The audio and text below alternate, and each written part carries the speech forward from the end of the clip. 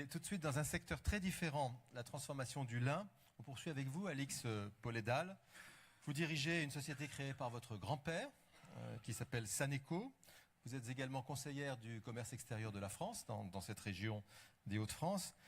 Et on est très impatient que vous nous disiez comment vous faites pour gagner des nouveaux marchés. Vous prévoyez de partir à la conquête du Japon prochainement, je crois. Et dans cette aventure, quels sont pour vous les relais efficaces ? Vous avez en particulier fait appel à une expertise de consulting privé, celle de Cécile Bourry, Conseil international. Est-ce que vous pouvez nous en dire un peu plus ? Bonjour à tous. Tout d'abord, un petit clin d'œil à tous les étudiants qui sont là, puisqu'il n'y a pas longtemps, j'étais à votre place. J'ai fait l'executive MBA ici il y a quelques années. Voilà.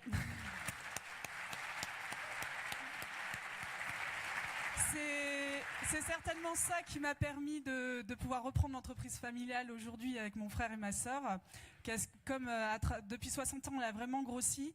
On est resté sur nos basiques, experts de la fibre de lin, mais notre business model historique qui était basé sur le commerce de gros et le négoce aujourd'hui dans le monde interconnecté n'a plus lieu d'être. On n'a plus besoin de cet intermédiaire. On a dû se réinventer. Et pour ça, on a lancé notre marque, donc notre nouvelle collection, toujours à base donc de nos fondamentaux, le lin, notre collection de linge de maison et articles de décoration en pur lin qui s'appelle sanelin.com. Donc, on a passé d'un business model commerce de gros à retail. On a dû s'entourer, on va dire, de compétences pour prospecter des nouveaux marchés qui nous étaient pas forcément familiers je parle surtout de l'approche marketing et commerciale, argumentaire commercial. Donc, c'est pour ça qu'on a fait appel à une société de conseil donc en commerce international qui s'appelle Cécile Bourry, commerce international.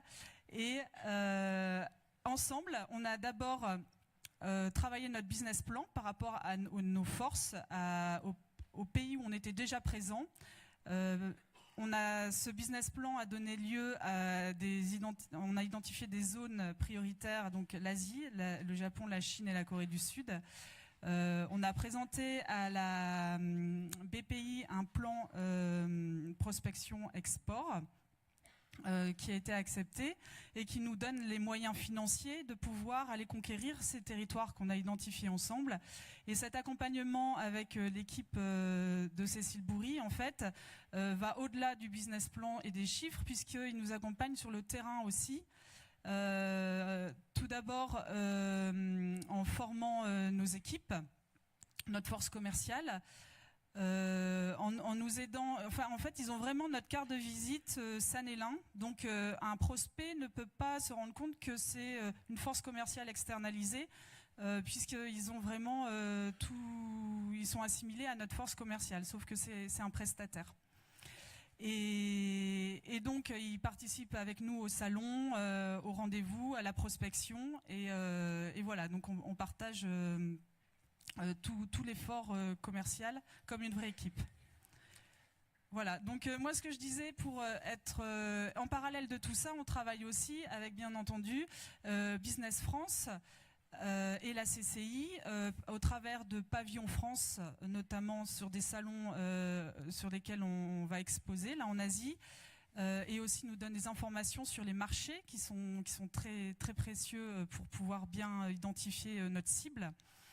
Et voilà, donc c'est très complémentaire et ça forme un tout et on utilise un peu tous les leviers. Si voilà. vous me permettez, la recette gagnante pour vous de l'accompagnement export, c'est le partenariat public-privé finalement.